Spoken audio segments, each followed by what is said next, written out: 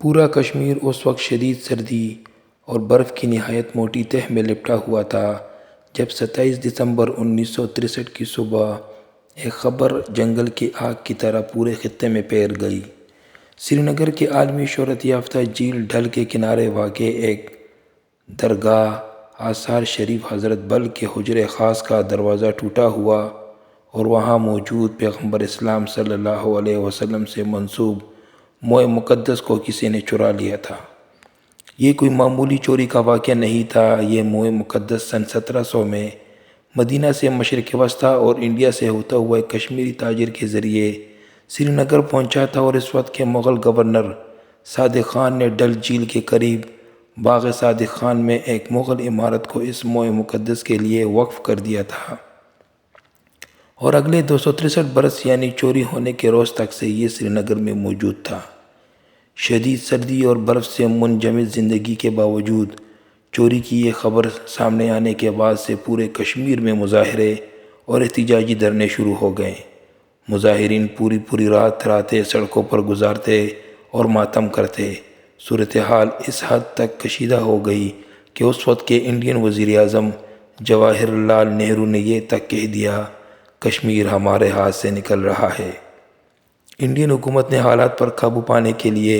اس وقت کے intelligence agency یعنی IB چیف BN ملک کو IB افسران کی ٹیم کے ساتھ سری نگر روانہ کیا، اور صرف ایک ہفتے کے اندر انڈین حکومت کی جانب سے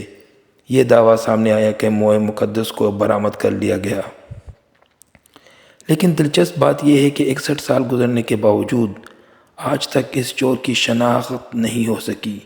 جس نے یہ چوری کی تھی۔ اس سے قطع نظر کے تفتیش کی غرض سے درجنوں افراد کو برسوں تک جیل میں رکھا گیا اور ہزاروں مبینہ مشتبہ افراد کو تانوں میں اذیتیں دی گئیں۔ اس واقعے کو مسلمان نے توہین مذہب قرار دیا تھا، اور اس کے خلاف ہونے والا احتجاج کشمیر میں رائے شماری کے مطالبے پر منتظم ہوا، جس کے دوران انڈیا اور پاکستان کے درمیان 1965 میں باقاعدہ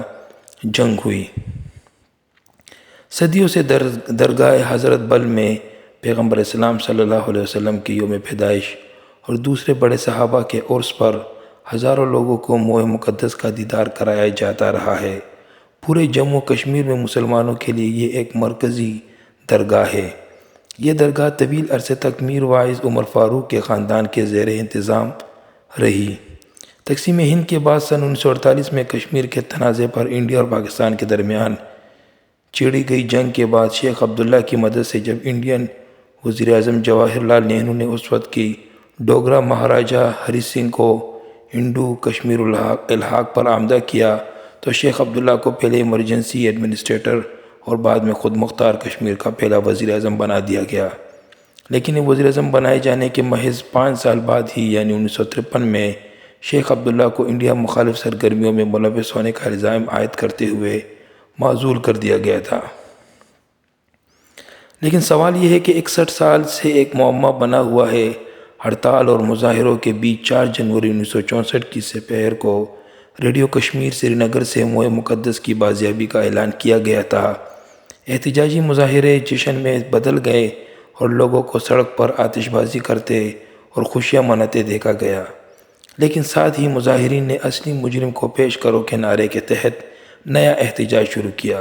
حکومت نے موئے مقدس کی بازیابی کا اعلان تو کر لیا، لیکن یہ سب کچھ کس طرح ممکن ہوا، اسے راز ہی رکھا گیا۔ جواہر لال نہرو کے دستراز اور اس وقت کے انٹیلیجنس چیف BN ملک کے حوالے سے مصنف خالد بشیر لکھتے ہیں کہ یہ ایک خفیہ آپریشن تھا جس کی تفصیلات شاید کبھی سامنے نہیں آ سکی، اور ایسا ہی ہوا، حالانکہ درجن افراد کو اس الزام میں قید و بند اور تشدد کا سامنا بھی کرنا پڑا۔